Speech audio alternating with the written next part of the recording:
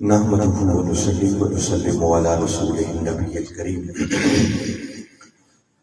اما بعد فاعوذ بالله من الشيطان الرجيم بسم الله الرحمن الرحيم قال الله تبارك وتعالى في القرآن المجيد ان الذين آمنوا وعملوا الصالحات اولئك هم خير البرية صدق اللہ العظیم۔ قابل صد احترام علماء کرام، مشائخ اعظام، صاحبزادگان، معزز مہمانان گرامی، قائدین تحریک منہاج القرآن اور آج کی اس درس عرفان القرآن کی نشست میں موجود جملہ خواتین و حضرات، اللہ رب العزت کا لاکھ لاکھ شکر ہے کہ جس نے اپنی توفیق خاص اور حضور نبی اکرم صلی اللہ علیہ وآلہ وسلم کے نالین مبارک کے تصدق سے ہمیں ایک مرتبہ پھر نارواد کی سرزمین پر ان 5 روزہ دروس عرفان القرآن کے انعقاد کی توفیق بخشی، اور جس حسن نظم، جس خوبصورتی اور جس محبت اور ذوق و شوق کے ساتھ ان دروس عرفان القرآن کی نشستوں کا انعقاد کیا جا رہا ہے، میں اس پر اس میرج ہال کی انتظامیہ کے جملہ اراکین کو، اہالیان نارووال کو اور بالخصوص تحریک منہاج القرآن اور اس کے جملہ فورمز کے جملہ قائدین کو، ذمہ داران کو، عہدیداران کو، رفقا کو اور ہر اس شخص کو جس نے کسی بھی حوالے سے ان نشستوں کے انتظام و انصرام میں حصہ لیا ہے، میں سب کو دل کی گہرائیوں سے مبارکباد بھی پیش کرتا ہوں اور دعا گو ہوں کہ اللہ رب العزت آج کی اس کاوش کو اپنی بارگاہ میں شرف قبولیت عطا فرمائے۔ 5 روزہ دروس عرفان القرآن کی ان نشستوں کے اس سلسلہ کی آج یہ دوسری نشست ہے۔ کل پہلی نشست تھی جس میں حضرت علامہ جمیل احمد زاہد صاحب نے مصطفی معاشرہ اس کے حوالے سے بڑی خوبصورت گفتگو یقیناً ارشاد فرمائی، اور آج کی اس دوسری نشست میں ہماری گفتگو کا عنوان وہ ہے کامیابی کے بنیادی تقاضے۔ قرآن پاک کا اگر مطالعہ کیا جائے تو اللہ رب العزت نے بہت سارے مقامات پر مختلف اینگل سے کامیابی کے تقاضوں کو بیان کیا، اور وہ اتنے مقامات ہیں کہ کسی ایک نشست کے اندر ان تمام مقامات کو احاطہ گفتگو میں لانا یہ کسی صورت بھی ممکن نہیں ہے۔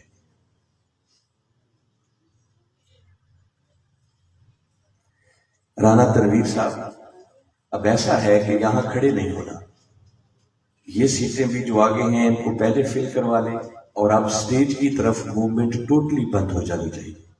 اتنی یکسوئی اور توجہ رہنی چاہیے کہ میں ابھی سے جو گفتگو کر رہا ہوں ایک ایک لفظ کی طرف توجہ ہوگی تو بات سمجھ آئے۔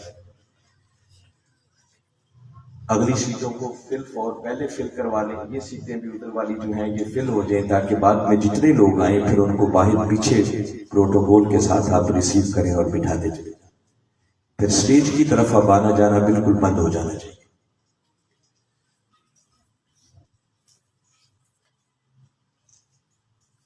آج کی اس نشست میں گفتگو کے عنوان کے طور پر 30ویں پارے کی ایک معروف سورت سورہ بینہ، اس کی آیت نمبر 7 میں نے تلاوت کرنے کا شرف حاصل کیا ہے، جس میں اللہ رب العزت نے کلمہ تحقیق کے ساتھ ایک بات کا اعلان کیا اور فرمایا ان الذین آمنوا وعملوا الصالحات، فرمایا بے شک وہ لوگ جو ایمان لے آئے اور جنہوں نے اعمال صالحہ کو اپنی زندگی کا وتیرہ اور شعار بنا لیا۔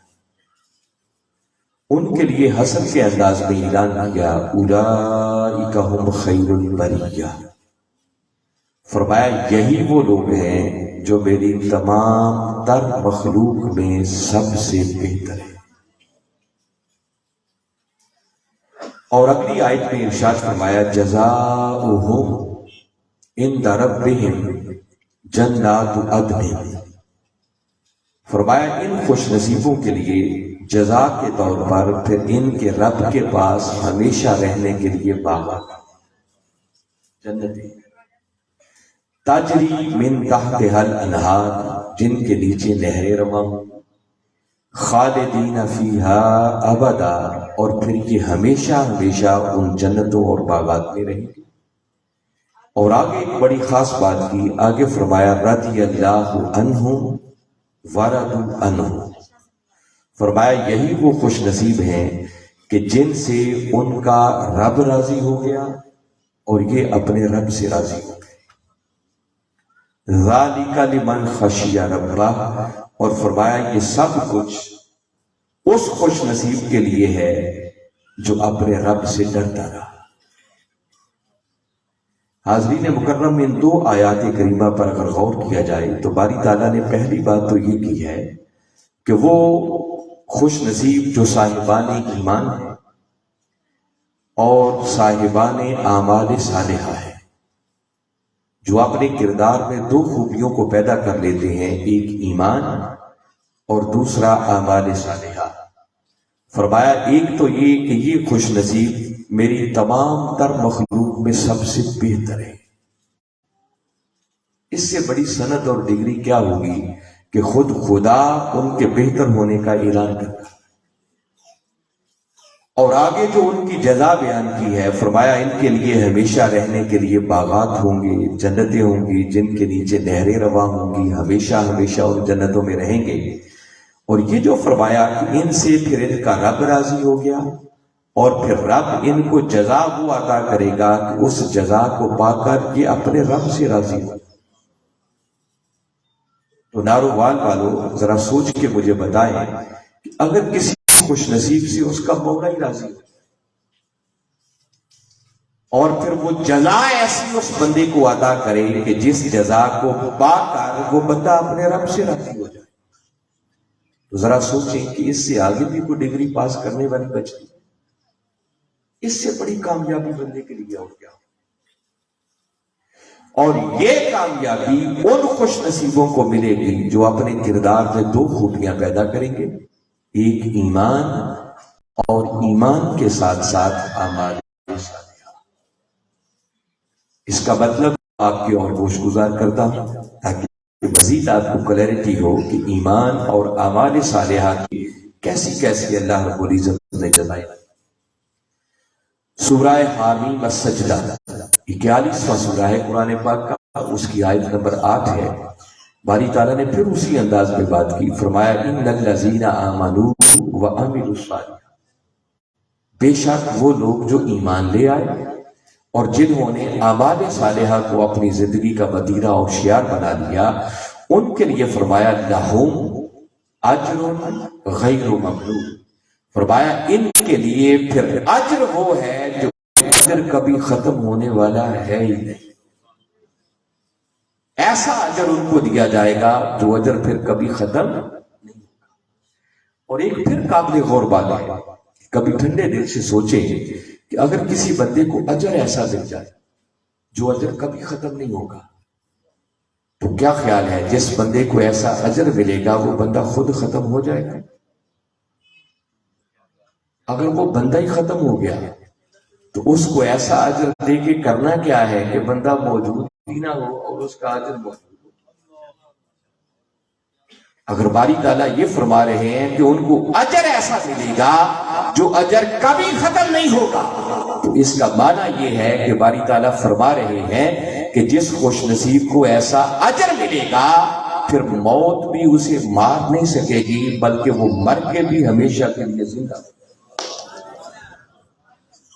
اس سے بڑی کامیابی اور کیا ہو سکتی؟ تو میں نے بتایا کہ قرآن کے 20 مقامات، more than 50 مقامات یہ بھی میں بڑی محتاط بات کر رہا ہوں، اس سے بھی زیادہ جہاں باری تعالیٰ نے ایمان اور اعمال صالحہ کے حامل لوگوں کے لیے بڑی بڑی خوشخبریوں کا اعلان، جس سے کہنا یہ مقصود ہے کہ اگر کوئی شخص حقیقی کامیابی چاہتا ہے تو حقیقی کامیابی کے بنیادی تقاضے وہ دو ہیں، جن میں ایک ایمان ہے اور ایمان کے ساتھ ساتھ پھر دوسرا تقاضا اعمال صالحہ۔ آئیے آج تھوڑی دیر کے لیے رک کر اس بات کو سمجھتے ہیں کہ ایمان کسے کہتے ہیں۔ دو تقاضے ہیں، ان دونوں تقاضوں کو آج ہم نے سمجھنا ہے۔ اب جتنی دامن وقت میں گنجائش ہوگی میں اتنی بات آج آپ کے سامنے رکھوں گا۔ سورہ حجرات، ایمان کو سمجھنے کے لیے قرآن پاک کے پھر سینکڑوں مقامات جہاں اللہ رب العزت نے ایمان اور مومن کو ڈیفائن کیا ہے، مگر 4 مقامات قرآن پاک میں ایسے ہیں جہاں اللہ رب العزت نے حصر کے انداز میں مومن کی تعریف کی اور بات کو شروع کی انما المؤمنون، انما یہ کلمہ حصر ہے، اور اس انداز میں کل 4 مقامات قرآن کے ہیں جہاں باری تعالیٰ نے انما المؤمنون کہہ کر بات کی، اور آج میری کوشش ہوگی کہ کم از کم ان میں سے 3 مقامات آپ کے ضرور گوش ہو جائیں، اگر وقت ملا تو چوتھا بھی ملا۔ ان میں سے پہلا مقام جو پڑھ رہا ہوں وہ سورہ حجرات، قرآن پاک کا 49واں سورہ ہے اور اس کی آیت نمبر 15 ہے۔ باری تعالیٰ نے ارشاد فرمایا انما المؤمنون، مومن صرف وہ لوگ ہیں، یہ صرف کلمہ حصر کا معنی انما کا ہے، اس کے علاوہ مومن کوئی نہیں ہے۔ کون؟ الذین آمنوا باللہ ورسولہ، فرمایا جو اللہ پر بھی ایمان لائے اور اس کے رسول صلی اللہ علیہ وسلم پر بھی ایمان لائے، ثم لم یرتابوا، اور پھر اللہ اور اس کے رسول پر ایسا ایمان لائیں کہ اس ایمان میں شک کی دراڑ پیدا نہ ہو، پختہ پکا اور سچا ایمان۔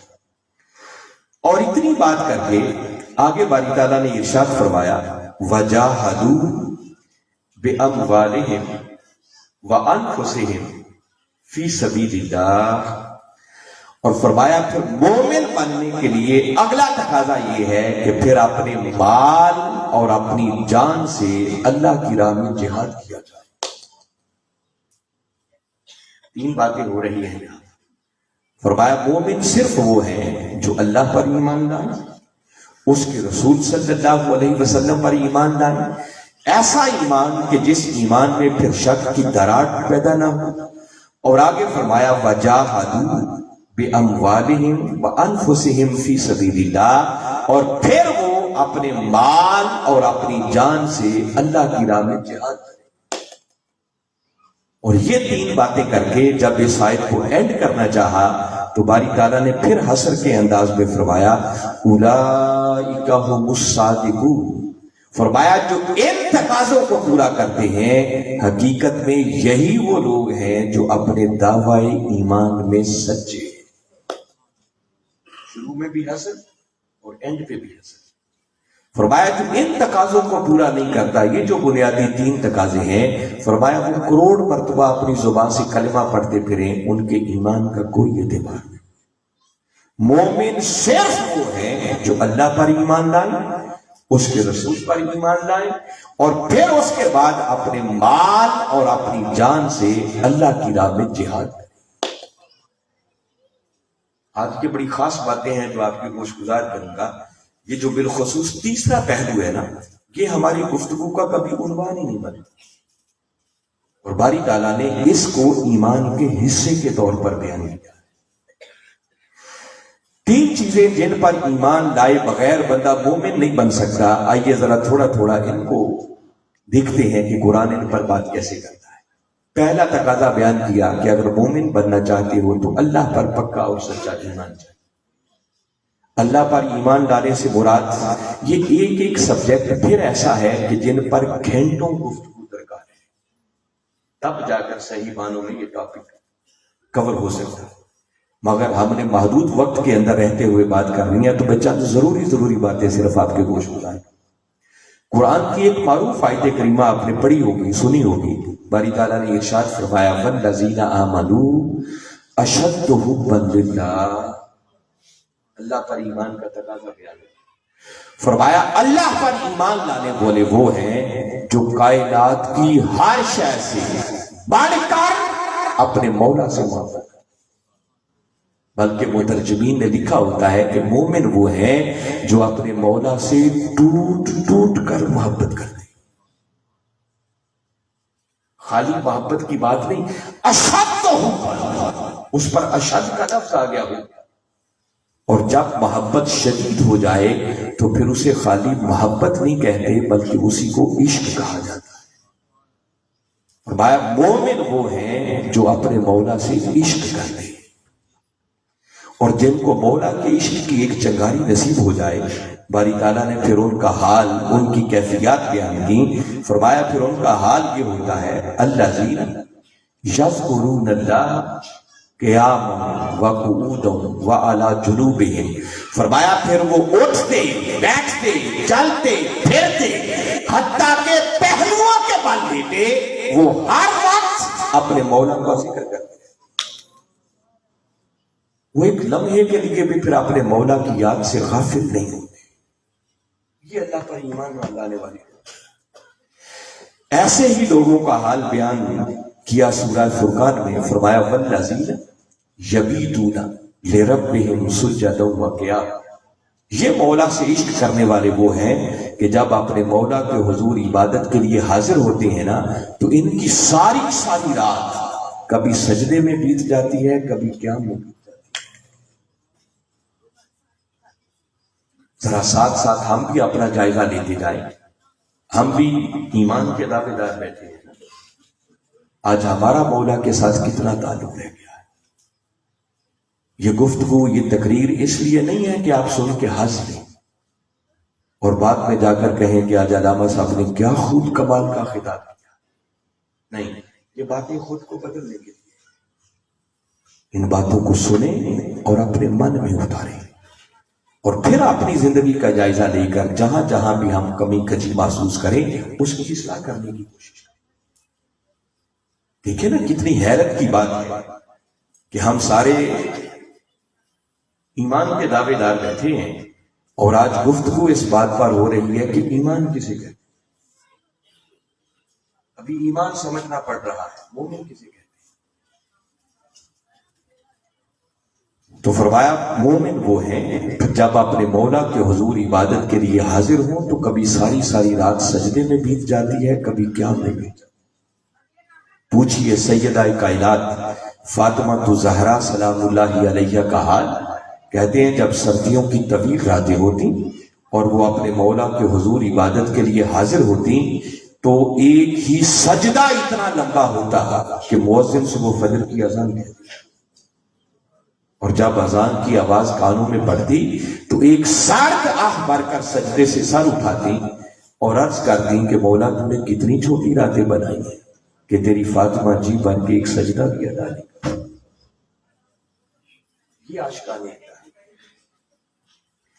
آج کے ہمارے درس قرآن کی نشست میں دیکھیں مرد بھی جلوہ افروز ہیں اور خواتین بھی ہیں، اور مرد بسا اوقات مذکر ہونے کی وجہ سے خود کو بڑا سپیریئر سمجھتے، ہم بڑے اعلیٰ، ہمارا مقام و مرتبہ زیادہ ہے۔ آئیے آج قرآن کی روشنی میں بتاتا ہوں کہ اللہ کی نگاہ میں حقیقی مرد کون ہے۔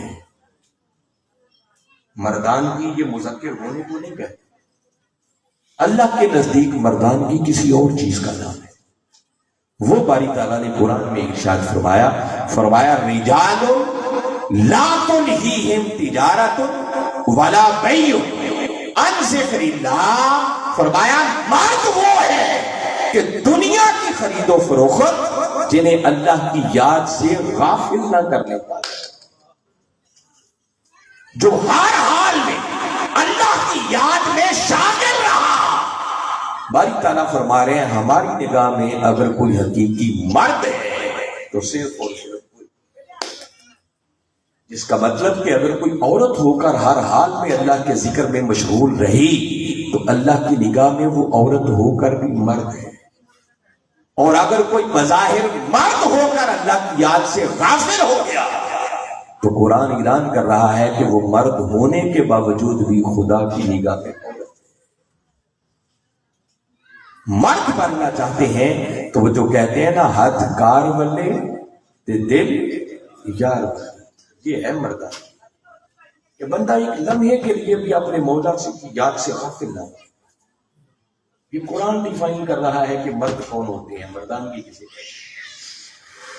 اور میں نے بتایا تھا کہ وہ انما المؤمنون والی آیات آپ کے سامنے رکھوں گا۔ جب اللہ پر ایمان لانے کے حوالے سے ان تقاضوں کو دیکھتے ہیں تو سورہ انفال قرآن پاک کی 8ویں سورت ہے اور اس کی دوسری آیت باری تعالیٰ نے پھر اسی طرح بات کی، فرمایا انما المؤمنون، مومن صرف وہ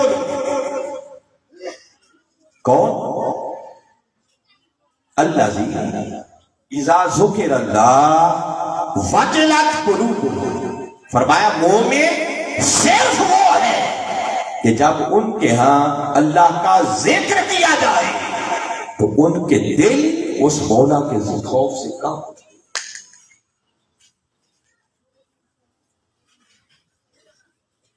اور ساتھ آگے فرمایا وَإِذَا تُلِيَتْ عَلَيْهِمْ آيَاتُهُ زَادَتْهُمْ ایمانا، اور پھر جب ان پر اللہ کی آیات کی تلاوت کی جاتی ہے تو ان اہل ایمان کا ایمان پہلے سے بھی اور بڑھ جاتا ہے۔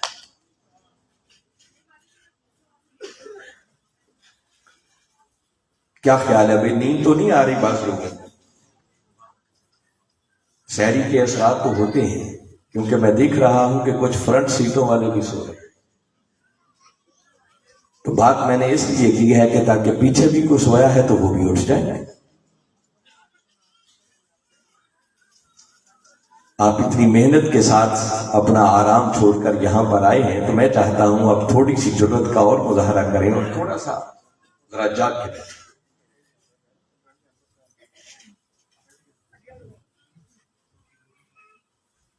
ذوالفقار صاحب آپ جلدی جلدی جان ادھر، میں چاہتا ہوں کہ اب زیادہ ڈسٹربنس آ، ایک ہی بات کر لیں، اب سیٹیں چینج کروانے والے چکر میں نہ پڑے، ایک ہی بات جلدی کریں کیونکہ اس سے سارے پروگرام کا پھر مزہ خراب ہو جائے گا۔ اب جو بھی ایڈجسٹمنٹ کریں بلکہ زیادہ اچھا ہوگا پیچھے ہی کریں جو بھی کرنا ہے۔ آپ کی پوری توجہ اور یکسوئی چاہتا ہوں بھائی، تاکہ آپ پورے دھیان سے سنیں اور بات اسی طرح ہماری کرتے گی۔ تو باری تعالیٰ دوسرا تقاضا بیان کر رہے ہیں کہ جب ان پر اللہ کی آیات کی تلاوت، ان پر قرآن پڑھا جاتا ہے تو ان کا ایمان پہلے سے بھی اور بڑھ جاتا ہے۔ تو دیکھو نا، ایمان تو انہی لوگوں کا بڑھے گا کہ جو اللہ کی آیات کو سنیں تو ان کو سمجھ بھی آئے کہ یہاں کہا کیا جا رہا ہے۔ تو جن بیچاروں کو سمجھ ہی نہیں کہ اس میں لکھا ہوا کیا ہے، پڑھا کیا جا رہا ہے، ان کے ایمان میں کیا اضافہ ہو۔ اور ہماری بدقسمتی یہ ہے کہ ہماری زندگیاں بیت جاتی ہیں، ہمیں صحیح ڈھنگ سے نہ قرآن پڑھنا آتا ہے، نہ سمجھ آتی ہے کہ اس کتاب کے اندر لکھا کیا ہے۔ اور باری تعالیٰ فرما رہے ہیں کہ حقیقی مومن وہ ہیں کہ جب ان پر میری آیات کی تلاوت ہوتی ہے تو ان آیات کو سن کر ان کا ایمان پہلے سے بھی اور بڑھ جاتا ہے۔ دیکھو نا کتنی کیٹیگریز کے لوگ ہوں گے، کچھ تو وہ ہیں جو قرآن کو پڑھتے ہی نہیں اور قرآن کو سنتے،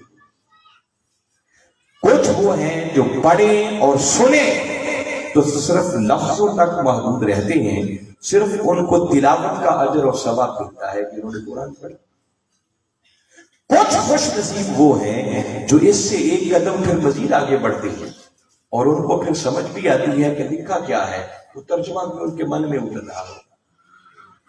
مگر جن کا ایمان بڑھتا ہے وہ خالی ایسے نہیں، فرمایا کچھ ایسا خوش نصیب بھی ہوتے ہیں کہ جب ان پر میرے قرآن کی آیات کی تلاوت ہوتی ہے، وہ جب قرآن کو سنتے ہیں تو فقط سن کر سمجھتے نہیں، ادھر اللہ کی جنتوں کا ذکر ہوتا ہے، ادھر آنکھیں بند کر کے وہ اللہ کی جنت کی سیر کر رہے ہوتے ہیں۔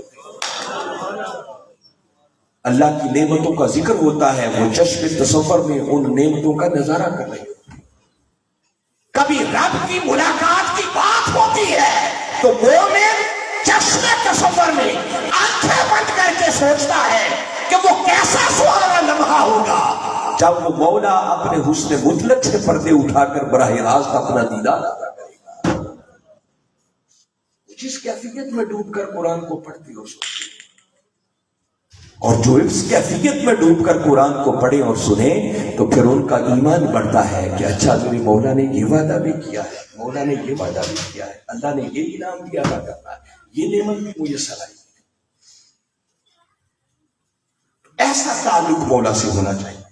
اب میں پھر کہہ رہا ہوں کہ یہ ایک ایک عنوان پورے خطاب کا تقاضا کرتا ہے، مگر آگے باری تعالیٰ نے اسی آیت میں پھر فرمایا وَعَلَىٰ رَبِّهِمْ يَتَوَكَّلُونَ، اور صحیح معنوں میں مومن صرف وہ ہیں جو ہر حال میں اپنے رب پر ہی توکل کرتے ہیں، کچھ مل جائے تب بھی، کچھ نہ ملے تب بھی، ان کا فائنل بھروسہ اور توکل اگر کسی ذات پر ہوتا ہے تو وہ صرف اللہ کی ذات پر۔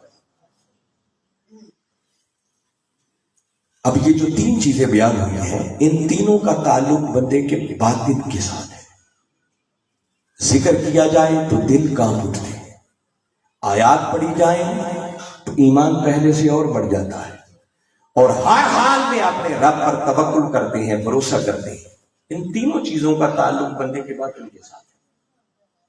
مگر ساتھ ہی باری تعالیٰ نے فرمایا آؤ یہ بھی بتاؤں کہ اگر ظاہراً جاننا چاہو کہ یہ ایمان والے، اللہ سے محبت کرنے والے کون ہوتے ہیں، تو اگلی آیت پہ فرمایا الذین یقیمون الصلاۃ وَمِمَّا رَزَقْنَاهُمْ يُنْفِقُونَ، یہ وہ خوش نصیب ہیں جو نماز قائم کرتے ہیں اور ہمارے دیے ہوئے رزق میں سے ہر حال میں پھر خرچ کرتے رہتے ہیں،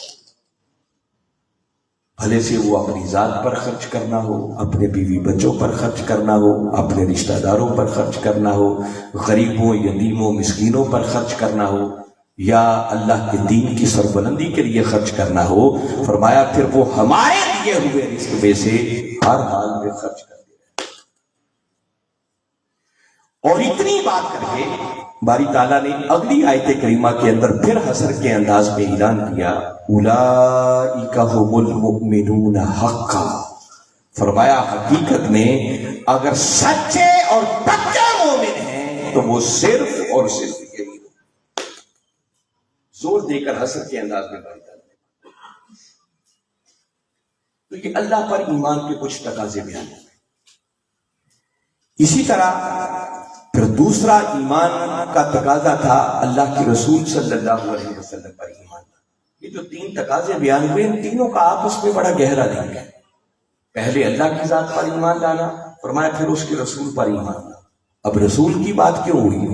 وہ اس لیے باری تعالیٰ نے اگلا تقاضا رکھا ہے کہ اگر اللہ پر ایمان لانے کی بنیاد اللہ سے محبت ہے، عشق ہے، تو فرمایا محبوب اب ان کو یہ بھی بتا دو کہ قل ان کنتم تحبون اللہ فاتبعونی یحببکم اللہ۔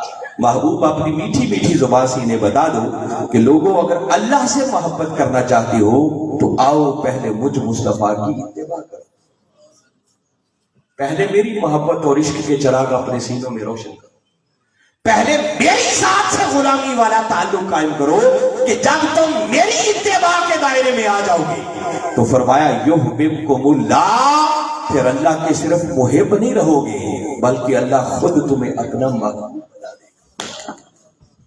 آٹومیٹیکلی دوسرا تقاضا آ گیا کہ آپ اگر اللہ سے صحیح معنوں میں تعلق قائم کرنا ہے تو ضروری ہے اس کے رسول کے قدموں سے جڑنا، ان کی محبت اور عشق کے چراغ سینوں میں روشن کیے جائیں۔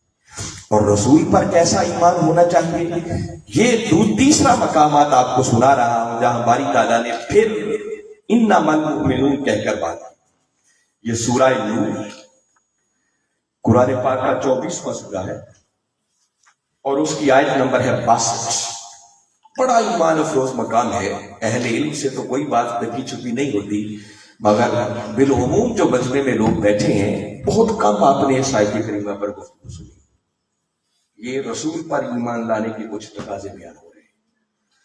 باری تعالیٰ نے اس مقام پر پھر اسی طرح بات کا آغاز کیا، فرمایا انما المؤمنون، مومن صرف وہ لوگ ہیں کون؟ الذین آمنوا باللہ ورسولہ، جو اللہ پر بھی ایمان لائیں اور اس کے رسول پر بھی ایمان لائیں۔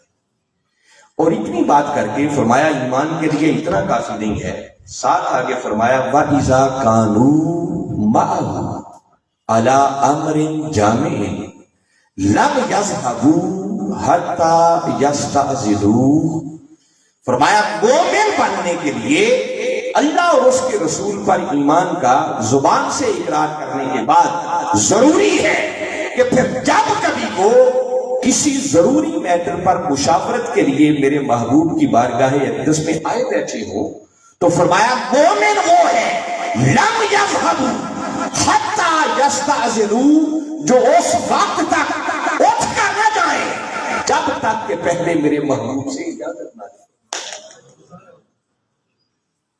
ایک عجیب تقاضا ایمان کا بیان ہوتا، یہ آیت آج سے 14 صدیاں پہلے ہوئی۔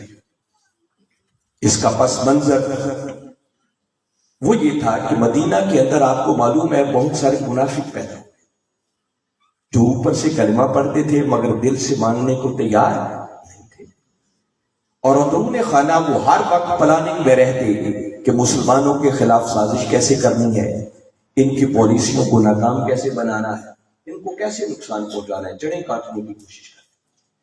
اور ان میں سے ایک حربہ ان کا یہ ہوتا کہ جب کبھی تاجدار کائنات صلی اللہ علیہ وسلم ایمان والوں سے صحابہ کرام سے کوئی اہم مشاورت کر رہے ہوتے تو چونکہ کلمہ وہ بھی پڑھتے تھے تو وہ بھی آگے بیٹھ جاتے، اور جب کوئی اہم سیریس بات ہو رہی ہوتی تو اچانک ایک ایک کر کے اٹھ کے جانا شروع کرتے تاکہ پچھلا ماحول خراب ہو جائے، تاثر غلط دینے کی کوشش کرتے۔ اور ایسا آپ بسا اوقات آج کے دور میں بھی دیکھتے ہیں ہوتا ہے، کئی تنظیمیں کئی جماعتیں جن کی آپس میں نہیں بنتی، اور اگر کوئی ایک جماعت ٹھان لے کہ ان کا پروگرام ہم نے ناکام کرنا ہے تو وہ کیا کرتے ہیں، پہلے جتھا بنا کے آ کے بیٹھ جاتے ہیں، اور جب بڑا سیریس ماحول بن جائے تو پھر اچانک اٹھ کے جانا شروع کر دیتے تاکہ پچھلا ماحول خراب ہو جائے۔ اور یہ کام آج کے دور میں نہیں ہے، یہ کام 14 صدیاں پہلے کے منافق بھی کرتے۔ باری تعالیٰ نے قرآن کی آیت بھیج دی، فرمایا زبان سے صرف اللہ اور اس کے رسول پر ایمان لے آنا ہی کافی نہیں ہے، مومن بننے کے لیے شرط یہ ہے کہ جب کبھی پھر وہ میرے محبوب مکرم صلی اللہ علیہ وسلم کی بارگاہ میں آئے بیٹھے ہوں لم یذهبوا، اس وقت تک اٹھ کر نہ جائیں حتی یستأذنوا، جب تک کہ وہ پہلے میرے محبوب سے اجازت نہ دیں۔ اتنی بات کر کے اب آیت ایک ہی چل رہی ہے، آگے پھر باری تعالیٰ نے انداز بدلا مگر بات وہی کی، فرمایا ان الذین، بے شک وہ لوگ یستأذنونک، اب باری تعالیٰ اپنے محبوب سے مخاطب کہ میرے محبوب مکرم صلی اللہ علیہ وسلم بے شک وہ لوگ پھر جو آپ سے اجازت طلب کرتے ہیں، کیا کہا چلے جائیں، کوئی ضروری کام پڑ گیا ہے، ان کے لیے حسن کے انداز میں اعلان کیا اولئک الذین، فرمایا یہی وہ لوگ ہیں یؤمنون باللہ ورسولہ، جو اللہ پر بھی ایمان لاتے ہیں اور اس کے رسول پر بھی ایمان لاتے ہیں۔ فرمایا محبوب جو آپ سے اجازت لیے بغیر چلے گئے کروڑ کلمہ پڑھتے پھرے، ان کے ایمان کا کوئی اعتبار نہیں۔ دو باتیں ہو گئی، آیت ابھی بھی ختم ہوئی۔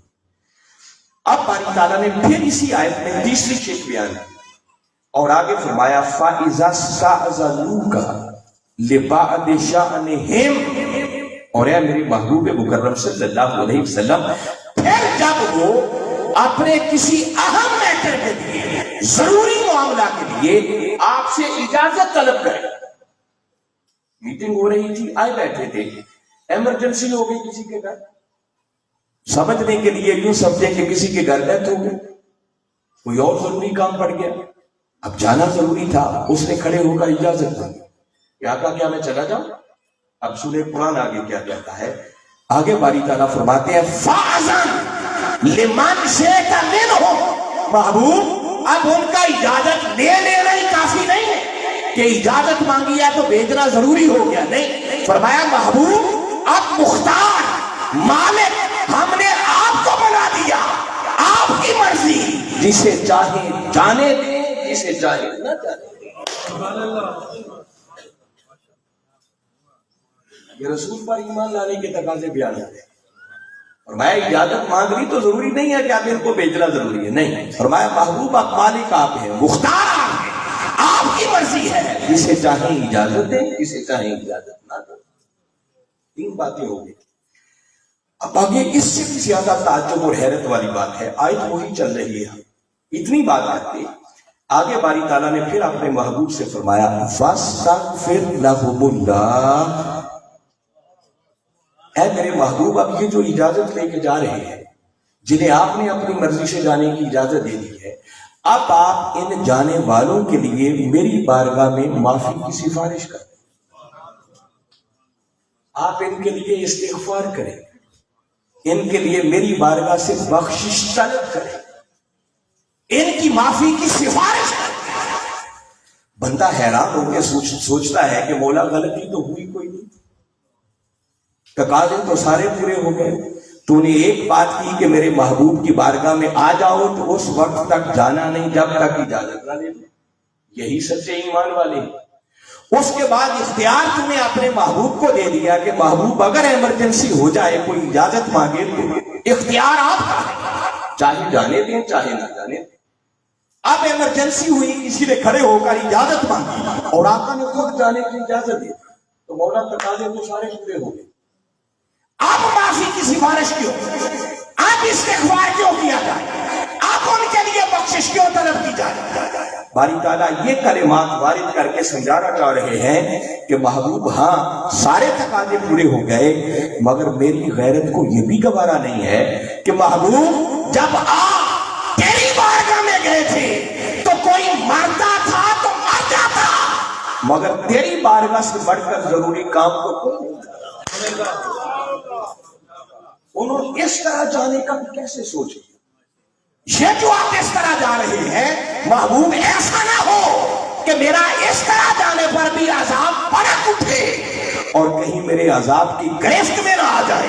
محبوب اب تو ان کی معافی کی سفارش کر دے، ان اللہ غفور الرحیم، کہ جب تیرے اللہ ان کی معافی کے لیے ہل جائیں گے تو اللہ انہیں معاف بھی فرما دے گا اور ان پر رحمتوں کے بادل بھی نچھا دے گا۔ اور باری تعالیٰ نے شروع بات کی انما المؤمنون، لوگوں مومن صرف یہ ہوتے ہیں۔ اب آپ سوچیں گے کہ آیت کریمہ تو 14 صدیاں کے پہلے کے حالات کے تناظر میں اتری، تو آج ہمیں کیا میسج اور پیغام سے؟ دیکھو قرآن کی کوئی آیت کسی جگہ پر رکتی نہیں، وہ قیامت تک کے لیے پھر جنرلائز ہو جاتی ہے۔ تو ہمیں سوچنا ہوگا کہ باری تعالیٰ نے ہمیں کیا میسج دیا۔ باری تعالیٰ اس آیت کریمہ کے ذریعے ہمیں یہ پیغام دے رہے ہیں کہ لوگوں صحیح معنوں میں مومن صرف وہ ہے جو کملی والے آقا صلی اللہ علیہ وسلم کے ادب میں خود کو فنا کرتا ہے۔ جب تک کوئی شخص پہلے کملی والے آقا کی محبت، عشق اور ادب میں خود کو مٹاتا نہیں ہے، وہ کروڑ کلمے پڑھتا پھرے، اس کے ایمان کا کوئی یہ ایمان کا بنیادی۔ میں نے بتایا کہ ایک سبجیکٹ کئی گھنٹوں کی گفتگو کا تقاضا کرتا ہے۔ میں صرف اس کی تائید میں ایک قرآن کی آیت آپ کو سناتا ہوں، سورہ نساء 4 سورت ہے۔ باری تعالیٰ نے ایک عجیب انداز میں بات اور بات کا آغاز قسم کھا کے کیا اور فرمایا فلا وربک، محبوب قسم ہے تیرے رب کی۔ قربان جائے اس مولا کی قسم کھا لے، مولا تو رب تو کائنات کے ذرے ذرے کا ہے، اور خود کہتا ہے الحمدللہ رب العالمین، تو سارے جہانوں کا رب ہے، تو یوں قسم کھانا کہ سارے جہانوں کے رب کی قسم۔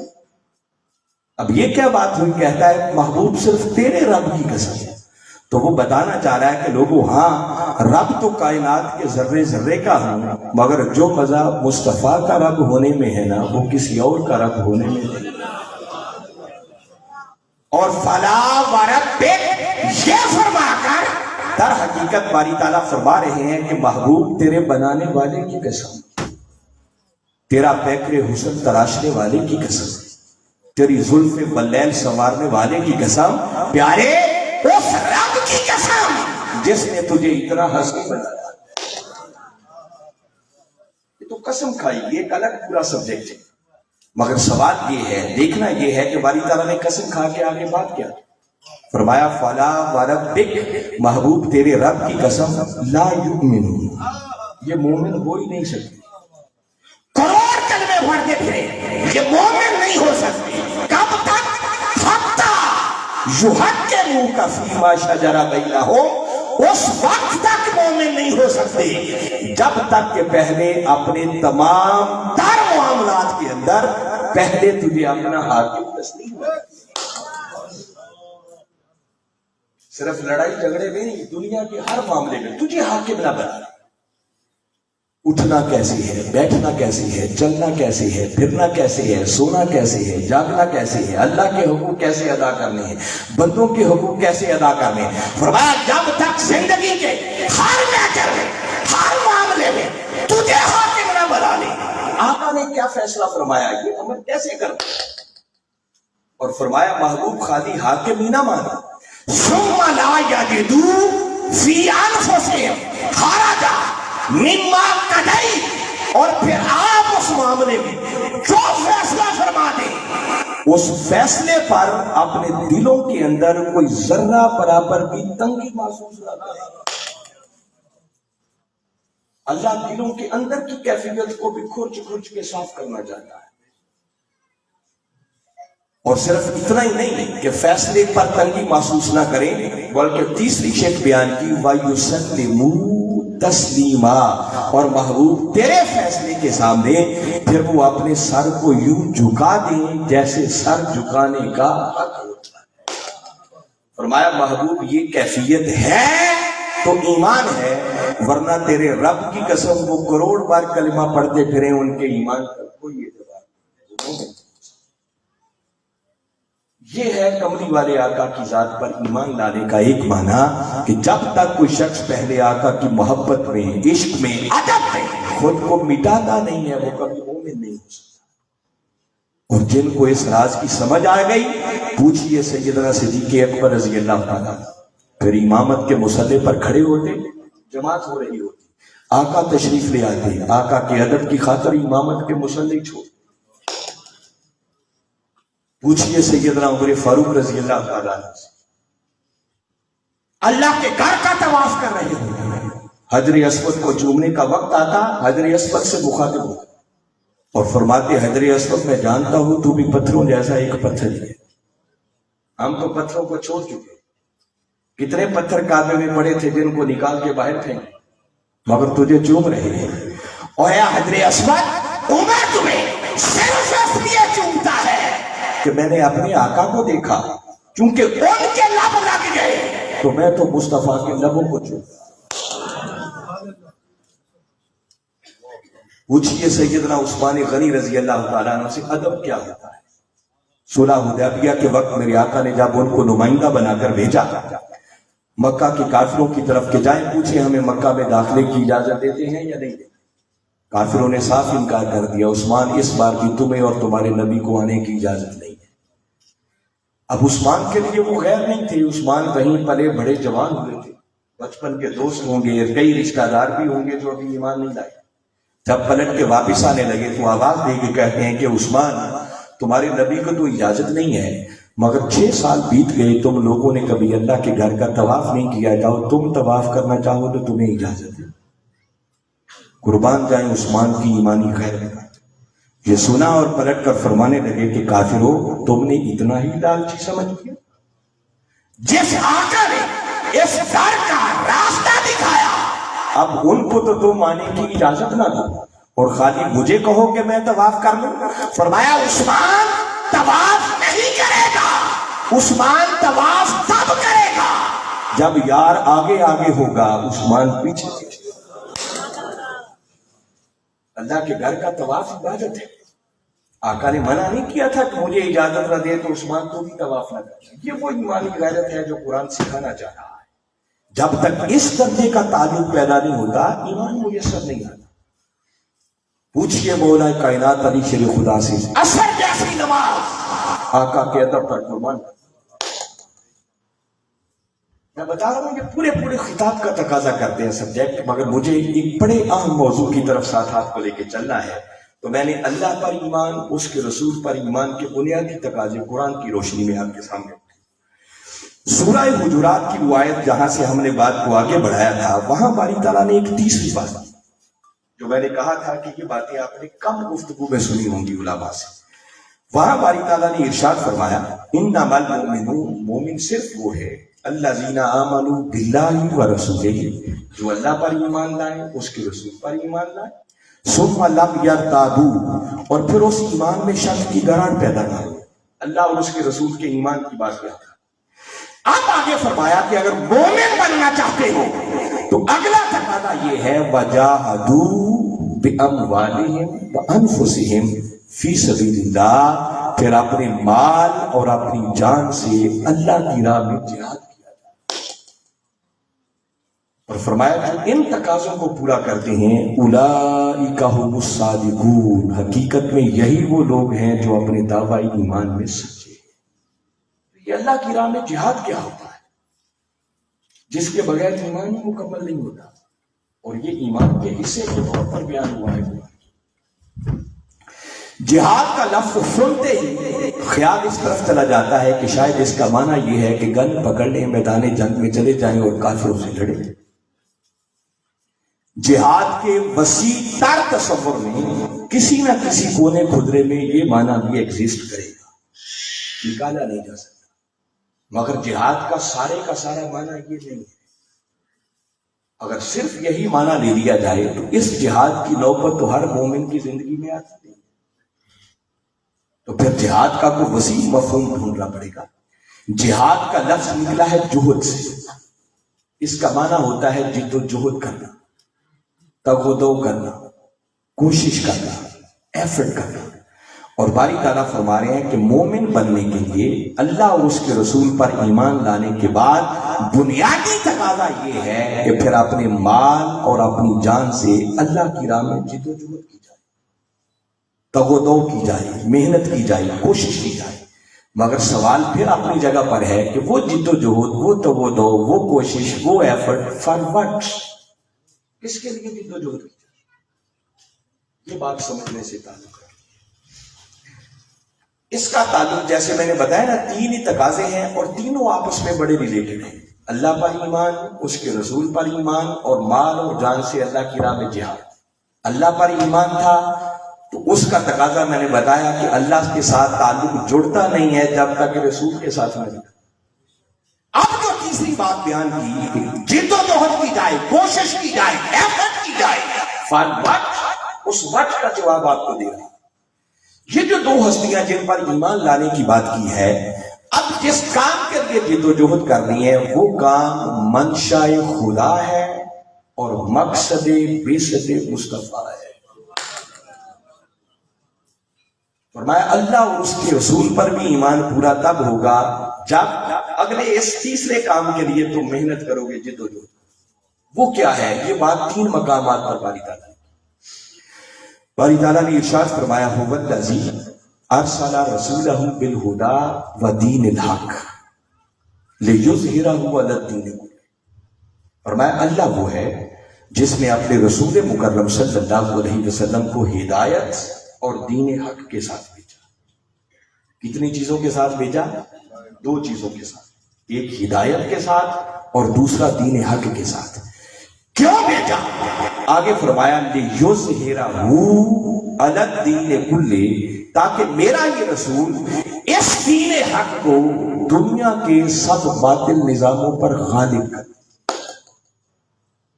جہاں تک روک کے غور کریں تو وہ جو میں نے ایک جملہ بولا تھا وہ جواب دینا چاہ رہا ہوں۔ یہ آیت زبان حال سے اعلان کر رہی ہے کہ یہ جو دین کو غالب کرنے کا کام ہے یہ منشاء خدا ہے اور مقصد بعثت مصطفیٰ ہے۔ اللہ کا منشا یہ ہے، اللہ یہ چاہتا ہے کہ وہ دین حق جو اس نے اپنے محبوب کو عطا کیا ہے وہ دنیا کے سب باطل نظاموں پر غالب آنا چاہتا ہے۔ کبھی آپ نے سوچا کہ اللہ اس دین کو غالب کیوں دیکھنا چاہتا ہے؟ یاد رکھیں اس دین کے غالب کرنے میں اللہ کا اپنا ذاتی کوئی مفاد نہیں ہے۔ اللہ ہماری طرح کے فائدے اور نقصان سے بڑا بلند ہے۔ کسی کام کے ہونے سے اس کا فائدہ کوئی نہیں ہوتا اور کسی کام کے نہ ہونے سے اس کا نقصان کوئی نہیں۔ تو پھر اللہ اس دین کو غالب کیوں دیکھنا چاہتا ہے؟ اسے اپنا فائدہ عزیز نہیں ہے بلکہ اس دین کو غالب کرنے میں اسے مفاد بھی ہمارا عزیز ہے۔ آپ پوچھیں گے اس میں ہمارا مفاد کیا ہے؟ اس کے لیے پہلے دین حق کو سمجھیں کہ دین حق سے مراد کیا ہے۔ دین حق سے مراد ہے دین اسلام۔ ان الدین عند اللہ الاسلام، کہ بے شک اللہ کے نزدیک دین صرف اسلام ہی ہے۔ اب سوچنا ہوگا اسلام کیا ہے۔ مجھے پورا یقین ہے کہ زندگی میں کبھی نہ کبھی یہ جملہ آپ نے ضرور سنا ہوگا کہ اسلام ایک مکمل ضابطۂ حیات ہے۔ سنا ہے کبھی؟ اس کے معنی پر بھی غور کریں۔ یہ جو فرمایا نا اسلام ایک مکمل ضابطۂ حیات ہے، اللہ رب العزت نے ہم انسانوں کو زندگی گزارنے کے لیے جو نظام عطا کیا ہے، جو دستور عطا کیا ہے، جو ڈسپلن عطا کیا ہے، اس کا نام ہے اسلام۔ اس کو کہتے ہیں دین حق، کیونکہ اللہ ہے ہمارا خالق، وہ ہے ہمارا مالک، ہمارا کریٹر، ہمیں پیدا کرنے والا۔ تو اس سے بہتر کوئی نہیں جانتا کہ میرے بنائے ہوئے انسان کی دنیا اور آخرت کی کامیابی کا راز کس سسٹم میں ہے۔ دیکھیں نا، آپ کبھی بازار جائیں اور آپ نے ایک موبائل ٹیلی فون ہی خریدنا ہو، تو جب آپ نیا موبائل خریدتے ہیں نا، تو جس کمپنی نے اسے بنایا ہوتا ہے ان کی طرف سے آپ کو ایک چھوٹا سا بک لیٹ کتابچہ بھی ملتا ہے۔ ایون کہ آپ ٹی وی خریدیں، فریج خریدیں، کوئی موٹر سائیکل خریدیں، کوئی کار خریدیں، جو چیز بھی خریدیں نا، جس کمپنی نے بنائی ہوتی ہے ان کی طرف سے ایک کتابچہ بھی ملتا ہے، جس میں انہوں نے پورا سسٹم دیا ہوتا ہے کہ چونکہ یہ چیز ہماری بنائی ہوئی ہے اور ہماری اس ڈیوائس کو اگر ہمارے نظام کے مطابق استعمال کرو گے تو اس کی کارکردگی بڑی اچھی ہے، اس کی پرفارمنس بڑی اچھی ہوگی۔ تو ہمارا بنانے والا کون ہے؟ اللہ۔ تو چونکہ اللہ نے ہمیں بنایا ہے تو اللہ سے بہتر کوئی نہیں جانتا کہ میرے بنائے ہوئے انسان کی دنیا اور آخرت کی کامیابی کس سسٹم میں ہے۔ اس نے بھی ایک نظام دیا، مگر انسان کو چونکہ اللہ نے عقل دی، وہ جب اس دنیا میں آیا تو اس نے اپنی عقل کے اوپر گھوڑے دوڑائے کہ اس زندگی کو کیسے کامیاب بنایا جا سکتا ہے۔ کسی نے سوچا شاید یہی چند روزہ زندگی ہے، بس لوٹ مار کرو، مار داڑ کرو، عیاشی کرو، یہی کامیابی۔ کسی نے سوچا ہوگا کہ نہیں، یہ حلال اور حرام کی تمیز ختم نہیں ہونی چاہیے، چلو اچھا کاروبار کر لیں، کوئی اچھی کوٹھی اور بنگلہ بن جائے، گاڑی شاڑی مل جائے، یہ بڑی کامیاب زندگی ہوگی۔ کوئی اس سے ایک قدم اور آگے بڑھا ہوگا، اس نے سوچا کہ نہیں، کچھ صدارت اور وزارت مل جائے تو پھر تو مزے ہی کچھ ہوگا۔ اور دنیا دیکھے کیسے مرتی ہے ان چیزوں کے لیے آج، حتیٰ کہ پھر قومی اور بین الاقوامی سطح پر حکومتیں اپنے سسٹم اور نظام جاری کریں۔ نارووال شہر کے لوگ بیٹھے ہوئے ہیں، جب نئی صدی شروع ہوئی ہے تو امریکہ سپر پاور تھا، اس نے پوری دنیا کے لیے ایک نظام جاری کیا اور اس نے نام رکھا نیو ورلڈ آرڈر۔ پوری دنیا میرے اس نظام کے مطابق چلی۔ قبلہ حضور نے اس پر بڑے خطاب کیے تھے، اس کے نیو ورلڈ آرڈر کے پرکھتے ہوگا۔ تو حکومتیں بین الاقوامی سطح پر طاقتیں پھر نظام جاری کر رہی ہیں، تو انسان نے آ کر کئی نظام اپنی عقل کے مطابق بنا۔ اللہ نے اپنے محبوب مکرم صلی اللہ علیہ وسلم کو بھیجا، محبوب آپ کو بھیج رہا ہوں، آپ جائیں اور آپ جا کر میرے دیے ہوئے اس نظام کو دنیا کے بنائے ہوئے سب باطل نظاموں پر غالب کر دیں۔ مولا کیوں؟ فرمایا جب یہ میرا دیا ہوا نظام غالب آئے گا تو میرے بندوں کو اس کے مطابق زندگی گزارنے کا موقع ملے گا، اور جب وہ اس کے مطابق زندگی گزاریں گے تو ان کی دنیا بھی سنورے گی اور ان کی بھی سنورے گی۔ تو دین کا غلبہ یہ منشاء خدا ہے اور مقصد بعثت مصطفیٰ ہے۔ ہمارے آقا صلی اللہ علیہ وسلم آپ نے ایک دعوت کا سلسلہ شروع کیا، لوگوں کو آواز دی کہ لوگوں اللہ ایک ہے، میں اس کا رسول یعنی اس کا نمائندہ بن کر آؤ، میری دعوت پر لبیک کہو، کلمہ پڑھو اور دائرہ اسلام میں داخل ہو۔ اللہ نے مجھے اس مقصد کے لیے بھیجا۔ اگر یہاں رک کر میں آپ سے ایک بات کرنا چاہوں، اللہ نے اپنے محبوب کو بھیجا تھا کہ محبوب آپ نے اس دین کو باطل نظاموں پر غالب کرنا۔ تو جب آپ نے دعوت کے سلسلے کا آغاز کیا تو آپ کی دعوت سے ایک تحریک شروع ہوئی۔ کیا شروع ہوئی؟ اگر اس تحریک کو نام دینا چاہیں کہ اس کا نام کیا ہو سکتا ہے، اس کا نام ایک ہی سمجھ میں آتا ہے کہ وہ غلبہ دین حق کی تحریک تھی۔ اللہ نے آپ کو مقصد کیا عطا کر کے بھیجا تھا؟ دین کو غالب کرنا ہے۔ تو وہ دین کے غلبے کے لیے تحریک شروع ہوئی، غلبہ دین حق کی تحریک، اور وہ خوش نصیب جو آپ کی دعوت قبول کر رہے تھے، کلمہ پڑھ کے اسلام میں شامل ہو رہے تھے، داخل ہو رہے تھے، اگر ان کو کوئی ٹائٹل دینا چاہیں وہ کون تھے؟ تو وہ ایک ہی ٹائٹل سمجھ میں آتا ہے کہ جو آپ کی دعوت کو قبول کر رہا تھا وہ کلمہ پڑھ کے اس غلبہ دین حق کے لیے اٹھنے والی تحریک کو جوائن کر رہا تھا، اس کا کارکن بن رہا تھا، اس کا ممبر بن رہا تھا، اور کلمہ پڑھ کے وہ کہنا کیا چاہ رہا تھا؟ وہ کلمے کا ایک ہی معنی سمجھ میں آتا ہے کہ وہ کلمہ پڑھنے والا در حقیقت کلمہ پڑھ کے اللہ اور اس کے رسول صلی اللہ علیہ وسلم کے ساتھ اپنی وفاداری کا اعلان کر رہا تھا کہ مولا جس دین کو غالب کرنے کے لیے تو نے اپنے محبوب کو بھیجا ہے، میں کلمہ پڑھ کے اعلان کرتا ہوں کہ اس دین کو غالب کرنے کے لیے اگر تن من دھن بھی قربان کرنا پڑا تو اس قربانی دینے سے بھی دریغ نہیں کروں۔ یہ ہے ایمان کا معنی۔ میں نے شروع میں ایک جملہ بولا تھا کہ آپ اندازہ کریں کہ صورتحال کتنی ابتر ہے کہ مومنوں کو آج سمجھانا پڑ رہا ہے کہ ایمان کسے کہتے ہیں، اس حد تک زوال کا شکار ہو گئے ہیں۔ تو میں اس کو بڑے اپنے من کی تختیوں پر اتارے جو میں کہہ رہا ہوں، یہ باتیں نہیں ملیں گی ہر جگہ سے آپ، یہ فیض ہے وقت کے مجدد حضور شیخ الاسلام کے قدموں میں بیٹھنے کا۔ کلمے کا معنی ہاتھ سے ہاتھی ہر کلمہ پڑھنے والا اعلان یہ کر رہا تھا کہ مولا جس دین کو غالب کرنے کے لیے تو نے اپنے محبوب کو بھیجا ہے، ہم کلمہ پڑھ کے اعلان کر رہے ہیں کہ اس دین کے غلبہ کے لیے کسی قسم کی قربانی دینے سے بھی دریغ نہیں، مال بھی قربان کیا جائے گا، جان بھی قربان کیا۔ وہ جو کہا نا مال اور جان سے جہاد ہے، اور اگر کوئی کہے کہ اس پر قرآن کی کوئی آیت ہے سند، تو میں ایک آیت آپ کو اور سناتا ہوں، سورہ توبہ، اس کی آیت نمبر 111 ہے۔ باری تعالیٰ نے فرمایا ان اللہ اشتری من المؤمنین انفسهم واموالهم بان لهم الجنہ، فرمایا بے شک اللہ مومنوں سے خرید لیتا ان کی جانیں بھی اور ان کے مال۔ وہ کن سے خریدتا ہے؟ بولیے ذرا، ان اللہ اشتری من المؤمنین، مومنوں سے یہ سودا ہو جاتا ہے کہ اب جانیں بھی میری مال بھی میرے۔ اچھا اللہ نے جانے اور مال لے کے کیا کرنے ہیں؟ وہ ڈیکوریٹ کر کے سجانے ہیں اس میں؟ نہیں، وہ کہتا ہے یہ جان اور یہ مال جس دین کو میں غالب دیکھنا چاہتا ہوں اور جس دین کے غلبہ کے لیے میں نے اپنے محبوب کو بھیجا ہے، اب سودا یہ ہو گیا کلمہ پڑھ کے کہ تم اپنی جانیں بھی اور اپنے مال بھی اس دین کی سربلندی کے لیے خرچ کرو، تاکہ میرا منشا پورا ہو اور میرے محبوب کی بعثت کا مقصد پورا ہو۔ اچھا مولا اگر یہ جانے اور مال اس میں خرچ کریں گے تو ہمیں کیا ملے گا؟ تو فرمایا بِأَنَّ لَهُمُ الْجَنَّةَ، سودا ہو گیا، تم جانے مجھے دے دو، مال مجھے دے دو، میں خدا اس کے بدلے تمہیں جنت عطا کروں۔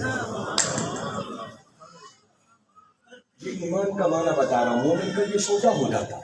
قیامت جب بھی کوئی شخص کلمہ پڑھتا ہے تو آج بھی اس کے کلمے کا معنی یہ ہے کہ وہ اللہ اور اس کے رسول صلی اللہ علیہ وسلم کے ساتھ اپنی وفاداری کا اعلان کرتا ہے کہ مولا اگر میری زندگی میں اس دین پر کبھی کوئی کڑا وقت آیا تو اس دین کے تحفظ کے لیے سب کچھ قربان کرنے سے بھی دریغ نہیں کیا جائے گا۔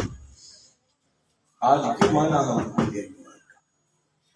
حکیم الامت علامہ اقبال نے شاید اسی لیے کہا تھا کہ یہ شہادت گہے الفت میں قدم رکھنا ہے، یہ شہادت گہے الفت میں قدم رکھنا ہے۔ لوگ آسان سمجھتے ہیں مسلمان ہونا، یہ مسلمانی اتنی آسان نہیں ہے کہ نمازیں پڑھ لی، روزے رکھ لیے، حج عمرہ کر لیا تو مسلمانی کے تقاضے پورے۔ ہم سے تو وہ بھی نہیں ہو پاتا، مسلمانی کچھ اسے آگے بھی ڈیمانڈ کرتی۔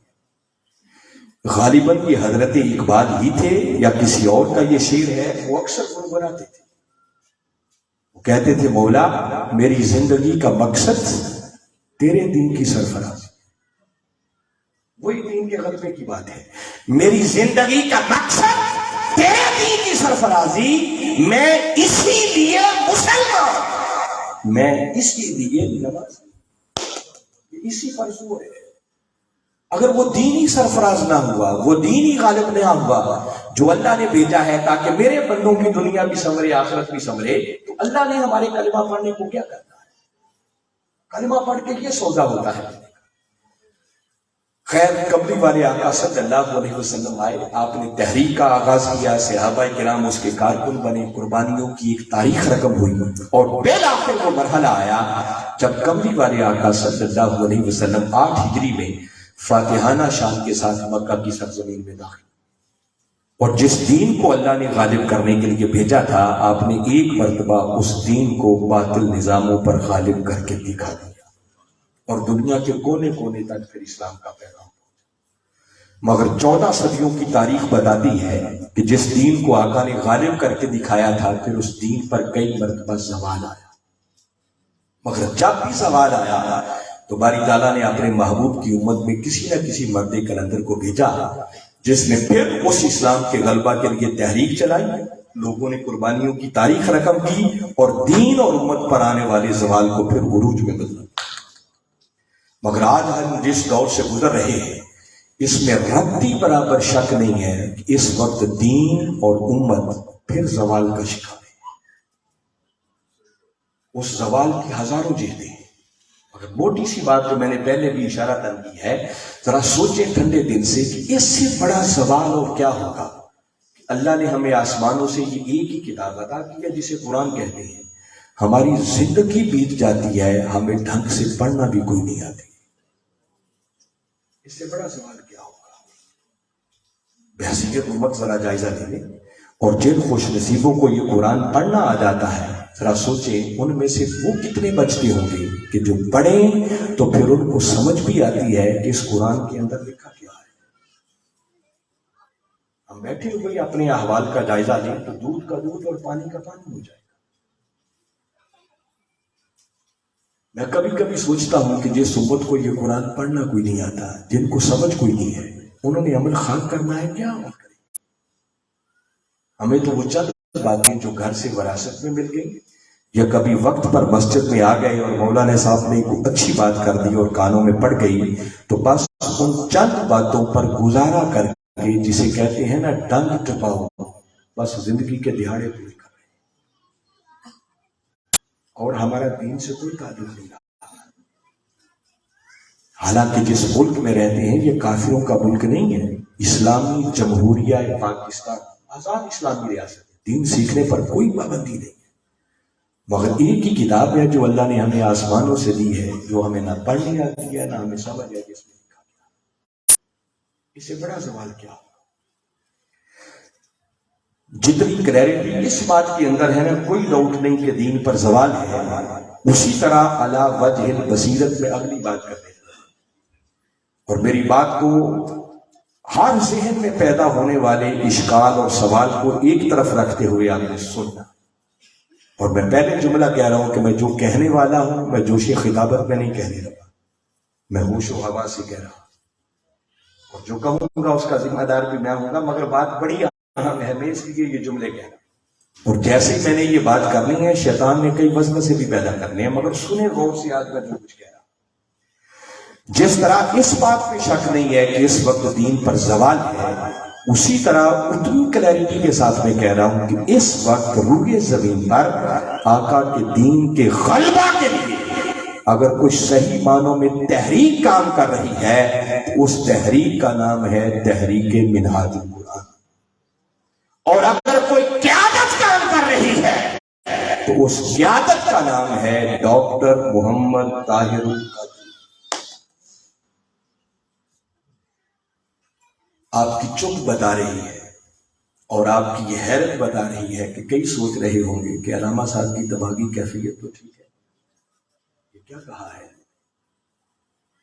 اور میں نے اس لیے شروع میں کہا تھا کہ میں دوسرے خطابت پہ نہیں کہہ رہا. سوال آپ کے ذہنوں میں فوراً یہ پیدا ہوا ہے کہ دین کا کام کرنے والی تحریکوں اور جماعتوں کی تو کوئی کمی نہیں، جماعتیں تو بہت ساری ہیں، تو کیا میں نے سب کو نگیٹ کر دیا؟ نہیں، یہ سمجھنے میں آپ غلطی کر رہے ہیں. جماعتیں بہت ہیں، وہ پنجابی میں کہتے ہیں نا، اٹ پٹو تے 100 نکل ہوگی، ہر گلی محلے میں بنی. اور یاد رکھیں جو شخص جہاں بھی جس پلیٹ فارم پر بھی، حتیٰ کہ کوئی پلیٹ فارم بھی نہ ہو، تنہا دنیا کے کسی کونے میں بیٹھ کر اللہ کے دین کا کام کرتا ہے، اللہ اس کو اجر ضرور دیتا ہے، وہ اجر سے محروم نہیں رہ سکتا۔ مگر میں نے جو بات کیا وہ غور سے سمجھے، دین کے کام کرنے کے کروڑوں گوشے۔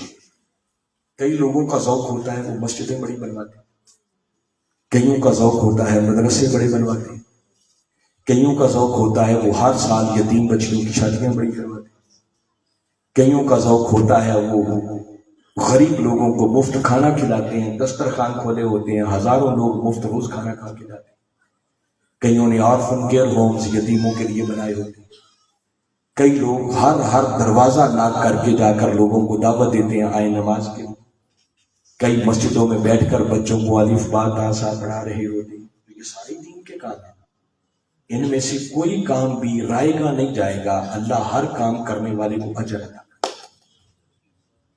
اگر یاد رکھیں جو میں بات کہنا چاہ رہا ہوں، یہ چند کام جو میں نے گنوائے اور اسی طرح کے بہت سے اور کام، ان میں سے کوئی ایک کام بھی ایسا نہیں ہے جس کا تعلق دین کے غلبے کے ساتھ۔ مسجدیں بنانے سے دین غالب نہیں آتا، دین کو غالب کرنا ہے باطل نظاموں پر۔ آپ جتنی چاہیں بچیوں کی شادیاں کروا لیں، کیا اس سے دین غالب آ جائے گا؟ جتنے چاہیں غریبوں کو کھانا کھلاتے پھریں، اس سے دین کے غلبے کا کیا تھا؟ وہ نیکی کا کام ضرور ہے، اللہ اس پر اجر دے گا، مگر ان کاموں کے ذریعے دین غالب نہیں آتا۔ تو آپ پوچھیں کہ دین غالب کیسے آتا ہے؟ دین کے غلبہ کے لیے پہلے نمبر پر دنیا اور اس کے حالات کا ویژن اور ادراک چاہیے۔ اس دین کے غلبہ کے لیے پھر ایک فکر چاہیے، ایک سوچ چاہیے، ایک تھاٹ چاہیے، پھر اس کے لیے ایک منظم پلاننگ چاہیے، اس منظم پلاننگ کے مطابق پھر ایک مسلسل جد و جہد اور ایفرٹ چاہیے، تب جا کر آپ کہیں سوچ سکتے ہیں کہ ہو سکتا ہے میری اس جد و جہد کے نتیجے میں دین کے غلبے کے بھی کوئی امکانات۔ جب اس پہلو کو مد نظر رکھتے ہوئے آپ سوچتے ہیں نا، تو 99% تنظیمیں اور جماعتیں وہ ہیں جن کے نزدیک یہ سوچ ایگزسٹ ہی نہیں کرتی، ان کا اس سے سروکاری کوئی نہیں ہوتا، وہ جسٹ ایک نیکی کا کام سمجھ کے دین کی خدمت کر رہے ہوتے ہیں، اور اللہ ان کو اجر عطا کرے گا۔ میں نے کہا ان کی محنت رائے گا نہیں جائے گی، مگر اس کے ذریعے دین غالب نہیں آ سکتا۔ اور یہ جو بات میں کہہ رہا ہوں کہ ان کاموں کے ذریعے دین غالب نہیں آتا، یہ دین کے غلبے کے کام کے برابر نہیں ہو سکتے، میں ساتھ ہی آپ کی سیٹسفیکشن کے لیے قرآن کی آیت بھی پڑھ دیتا ہوں، سورہ توبہ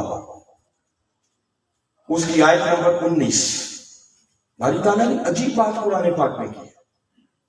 اس مقام پر باری تعالیٰ نے ارشاد فرمایا، اجعلتم سقایۃ الحاج و عمارۃ المسجد الحرام کمن آمن باللہ والیوم الآخر وجاہد فی سبیل اللہ۔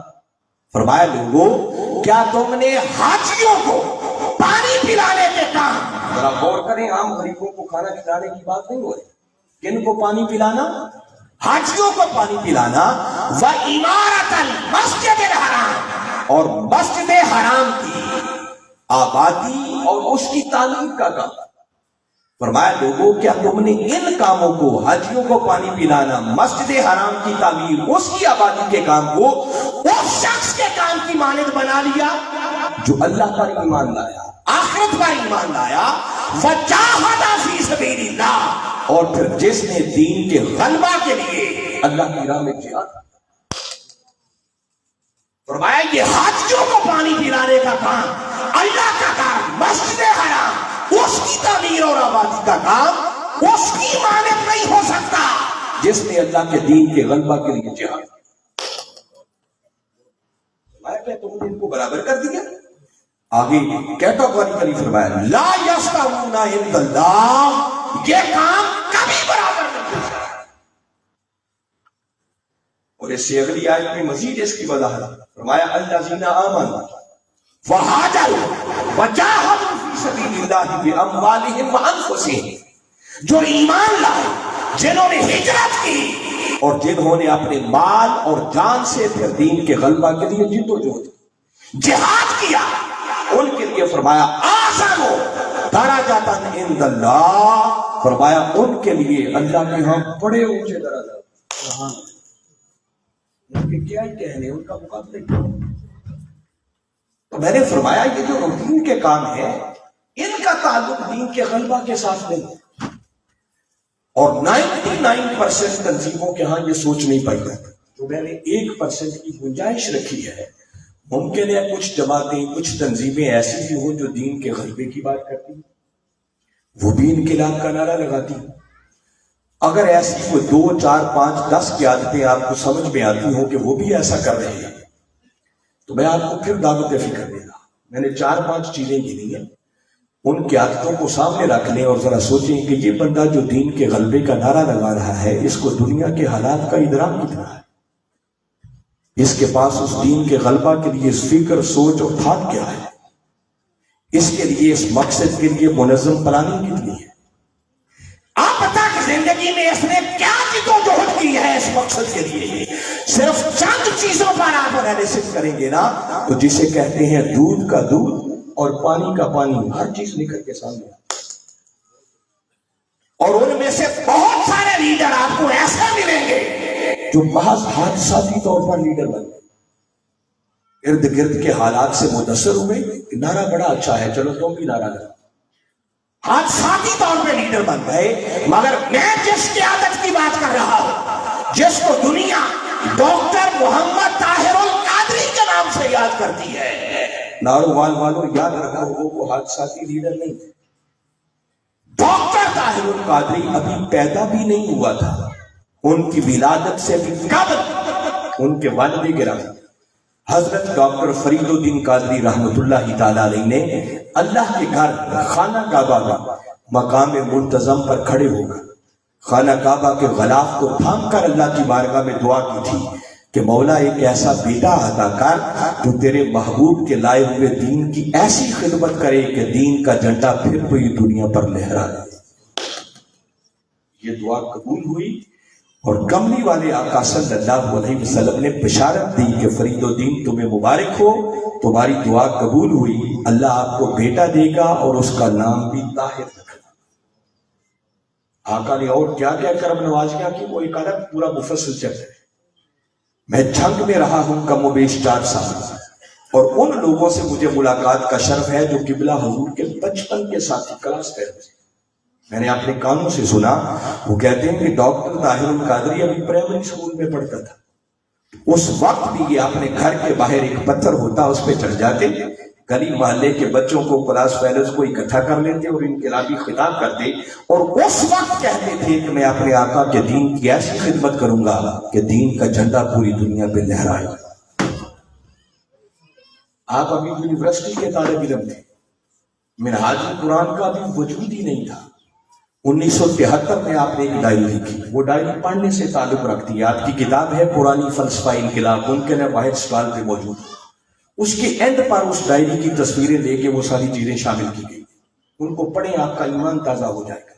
میں صرف خلاصہ بتا رہا ہوں، آپ 1973 میں لکھتے ہیں کہ آقا کے دین کے غلبہ کے لیے میں ایک تحریک چلاؤں۔ شروع میں لوگوں کو میری بات سمجھ میں نہیں آئے گی، لوگ میرا مذاق اڑائیں گے، ٹھٹھا کریں گے، راستے میں بڑی بڑی رکاوٹیں آئیں گی، مگر دنیا کی کوئی طاقت میرے اٹھے ہوئے قدموں کو روک نہیں سکے گی۔ قربانیوں کی ایک تاریخ رقم ہوگی اور بالآخر وہ وقت آئے گا جب اس دھرتی پر مستقبی انقلاب کا سویرا طلوع ہوگا۔ میں نے تو اپنے لفظوں میں اس کا ترجمہ کیا ہے، اصل ڈائری پڑھیں گے تو آپ کو سمجھ آئے گی وہ بندے نے کیسی منظر کشی۔ آج بھی آپ کبھی سوچیں، بلکہ میں اس سے پہلے ایک بات بتاتا ہوں، میں خود جب جامعہ اسلامیہ منہاج القرآن میں پڑھتا تھا، یہ 80s کے اواخر کی بات ہے، اس وقت آپ کی مصروفیت بڑی بڑھ گئی، باقاعدہ کلاسیں نہیں پڑھاتے تھے، مہینے کے بعد ساری جامعہ کے طلبہ کو اکٹھا کر کے آپ نشست کرتے، تو کئی بار آپ فرماتے ہم طلبہ سے کہ بیٹے دھیان سے پڑھا کرو، ایک وقت آنا ہے میں نے آپ سے بڑے بڑے کام لینے، اور یہ اس وقت کی بات ہے جب پاکستان کے باہر ابھی منہاج القرآن کا کوئی وجود نہیں تھا، یہ 80s کے اواخر کی بات بتا۔ تو فرماتے کہ دھیان سے پڑھا کرو، میں نے بڑے بڑے کام لینے ہیں، آپ میں سے کسی کو امریکہ میں ڈائریکٹر بنا کے بھیجوں گا، کسی کو لندن میں ڈائریکٹر بنا کے بھیجوں گا، کسی کو فرانس میں بھیجوں گا، کسی کو جرمنی بھیجوں گا، کسی کو اسپین میں بھیجوں گا۔ ہم ان کی باتیں سن کے ایک دوسرے کے چہروں کو تکتے ہیں کہ کیا ہماری شکلیں اس قابل ہیں کہ صفوں پہ بیٹھ کے پڑھنے والے ہم ڈائریکٹر بن کے جائیں گے؟ اس وقت سمجھ نہیں آتی تھی، مگر آج وقت نے ثابت کر دیا کہ جنگ سے اٹھنے والے ایک متوسط گھر کے اس فرد نے دنیا کے 100 سے زیادہ ممالک میں اتنا عظیم الشان نیٹ ورک قائم کیا ہے کہ صرف یو کے جیسے ملک کے بریڈ فورڈ شہر میں 5 ایکڑ کی سرزمین پر یورپ کا سب سے بڑا اسلامک سینٹر ہے، جہاں 1 انچ پاؤنڈوں میں ملتا ہے۔ لندن کے اندر جو مرکز ہے وہ سینما ہال تھا جسے خرید کر اسلامک سینٹر بنا دیا۔ کینیڈا میں سکھوں کا گردوارہ تھا جسے خرید کے اسلامک سینٹر بنا دیا۔ یو کے جیسے ملک میں 1.5 درجن سے زیادہ اتنے عظیم الشان ہمارے اسلامک سینٹر ہیں کہ آپ کی مارکیٹ بھی چھوٹی، اتنے بڑے بڑے مراکز۔ اور یورپ کے ہر ملک میں، امریکہ سے لے کر جاپان تک، جس ملک میں چلے جائیں آپ کو نیٹ ورک ملے گا، اور ان کے سینکڑوں کی تعداد میں ان کے طلبہ شاگرد ہیں جو وہاں پر اپنی خدمات انجام دے رہے ہیں۔ ویسے بھی آپ دیکھیں کئی بار وہ قوم سے ایسی بات کرتے ہیں جو قوم کو سمجھ میں نہیں آتی، اس وقت نہیں مانتے، مگر تھوڑا ہی وقت گزرتا ہے ہر کسی کی زبان پر پھر ایک ہی جملہ ہوتا ہے کہ ڈاکٹر طاہر القادری جو کہتا تھا ٹھیک کہتا تھا۔ نارووال والوں، میں ایک بات کہہ کے جا رہا ہوں، کسی دن اچانک آپ سو کے اٹھیں گے اور انشاءاللہ آپ کی سماعتیں سنیں گے کہ اللہ نے اس مرد کلندر کی قیادت میں اس دھرتی پر مصطفی انقلاب کا سویرا بھی طلوع کر دیا ہے۔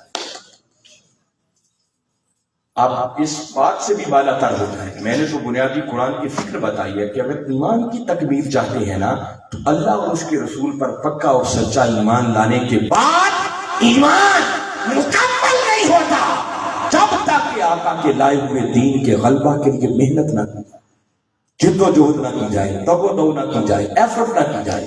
اور یاد رکھیں یہ کام دین کے غلبے کا کوئی تنہا رہ کے نہیں کر سکتا، دین کو باطل نظاموں پر غالب کرنا ہے۔ کوئی کہے کہ میں اللہ کی کسی کونے میں خلوت نشین ہو کے دین کو غالب کر دوں گا، ایسے نہیں ہو سکتا۔ اس کے لیے کوئی پلیٹ فارم چاہیے، کوئی تحریک چاہیے، کوئی جماعت چاہیے، اس پر اکٹھے ہو کر کسی قیادت کے اندر جب تک نہیں چلتے یہ دین کے غلبے کا کام نہیں ہو سکتا۔ چھوڑ دیں منہاج القرآن کو ایک طرف، اللہ نے عقل دی ہے، شعور دیا ہے، سمجھ دیا ہے، گھومے پھرے، تجزیہ کرے، انالیسس کرے۔ جو کوئی مخلص کی عادت آقا کے دین کے غلبہ کے لیے کام کرتی ہوئی نظر آئے، اپنے ایمان کی تکمیل کے لیے اس کے ساتھ جڑ جائے، تنہا نہ رہے۔ میں یہ بنیادی بات کہنا چاہ رہا ہوں کہ یہ دین کے غلبہ کے لیے جد و جہد اور محنت یہ ہمارے ایمان کا حصہ ہے، یہ محض عمل صالح نہیں ہے۔ دین کے غلبہ کے لیے جد و جہد یہ ایمان ہے، اور آقا کے لائے ہوئے دین پر عمل کرنا یہ اعمال صالح ہے۔ وہ جو 2 بنیادی تقاضے میں نے کامیابی کے جہاں سے بات شروع کی تھی کہ اگر حقیقی کامیابی چاہیے تو حقیقی کامیابی کے بنیادی تقاضے 2 ہی ہیں، ایک ایمان ہے، دوسرا اعمال صالحہ ہے۔ ایمان آقا کے لائے ہوئے دین کے غلبہ کے لیے محنت اور جد و جہد کا نام ہے، اور اعمال صالحہ آقا کے لائے ہوئے اسی دین پر عمل کرنے کا نام۔ یہ دونوں ملیں تو تب جا کر یہ تقاضے پورے ہوتے ہیں، اور جو یہ تقاضے پورے کر دے اللہ اعلان کر رہا ہے کہ میں اس خوش نصیب سے راضی ہو جاؤں گا، اور راضی ہو کر اجر وہ عطا کروں گا کہ جس اجر کو پا کر پھر بندہ مجھ سے راضی ہو جائے۔ میں امید کرتا ہوں کہ میری باتیں آپ ضائع نہیں کریں گے، ان باتوں کو اپنے من میں اتاریں گے، گھر جا کے سوچیں گے، اس میں غور کریں گے کہ میں نے کیا بات، اور ان باتوں کو سمجھ کر سوچ کر پھر آپ کا دل جو گواہی دے پھر اس کے لیے عمل کرنے کے لیے تیار ہے۔ مگر آپ کے لیے آسانی کر دیتا ہوں، جب آپ انالیسس کریں گے، تجزیہ کریں گے تو دین کے غلبہ کے لیے حقیقی معنوں میں کام کرنے والی کوئی تحریک نظر آئے گی، اس تحریک کا نام منہاج القرآن ہوگا، اور اس قیادت کا نام ڈاکٹر محمد طاہر۔ میں انہی کلمات پر اکتفا کرتے ہوئے بارے دیگر جملہ منتظمین کو دل کی گہرائیوں سے مبارکباد پیش کرتا ہوں. دعا گو ہوں کہ اللہ آپ کی اس کاوش کو قبول فرمائے. کل ہماری تیسری نشست ہوگی اور کل کی تیسری نشست کے اندر جو ہستی تشریف لا رہی ہے اتفاق ہے کہ ان کا تعلق بھی نارووال کے ڈسٹرکٹ سے شکر گڑھ کے رہنے والے ہیں. میری مراد حضرت علامہ رانا نفیس حسین صاحب. اللہ نے ان کو ظاہری بھی اور باطنی بھی بڑا حسن عطا کیا. کل جب آپ ان کو دیکھیں گے تو دیکھنے میں بھی آپ کو سکون ملے گا اور سنیں گے تو آپ کو باطنی سکون کی بھی سمجھ. اور کل جس عظیم سبجیکٹ پر اور اہم موضوع پر وہ گفتگو کریں گے ان کا موضوع ہوگا عقیدہ شفاعت. اب خود بھی آئیں اور لوگوں کو بھی دعوت دیں, بھرپور تشریف لائیں. اور آخری پیغام جو دے رہا ہوں کہ چند ٹوٹی پھوٹی باتیں جو میں نے کی یا میرے ساتھی آ کر کریں گے, ہمیں آپ نے کیا سنا. اصل سننے کا مزہ تو ہے کہ اس وقت کے مجدد کو سنا جائے جس کے قدموں میں بیٹھنے سے بندے کو بڑا کچھ ملتا ہے. اور رمضان کے آخری عشرے کے اندر منہاج القرآن کے اندر لاہور میں ایک اعتکاف شہر اعتکاف بستا ہے, آنسوؤں کی بستی آباد ہوتی ہے, جس میں دنیا بھر سے ہزارہ لوگ اعتکاف بیٹھنے کے لیے آتے ہیں. رجسٹریشن اس کی شروع ہے. ہمارے لوگوں سے رابطہ کریں اور 10 دن اس اعتکاف میں حاضر ہو کر براہ راست اس مرد کلندر کو سنیں, ان کی فکر کو سمجھیں تاکہ آپ کو سمجھ آئے ایمان کسے کہتے ہیں, اعمال صالحہ کسے کہتے ہیں, دین کا غلبہ کیا ہے, ہماری ذمہ داریاں کیا بنتی ہیں, مولا کیسے راضی ہوتا ہے, آقا کی سچی اور سچی غلامی کس چیز کا نام ہے. انشاءاللہ جب آپ بیٹھ کے سنیں گے تو آپ کے ایمان پر ایک نئی بہار آ جائے گی. اللہ کی بارگاہ میں دعا ہے کہ میں نے جو کچھ کہا سمجھ کر ایمان لاتے ہوئے اس کے مطابق عمل کر کے اپنی دنیا اور آخرت کو سنوارنے کی توفیق عطا فرمائے. وما علینا الا البلاغ.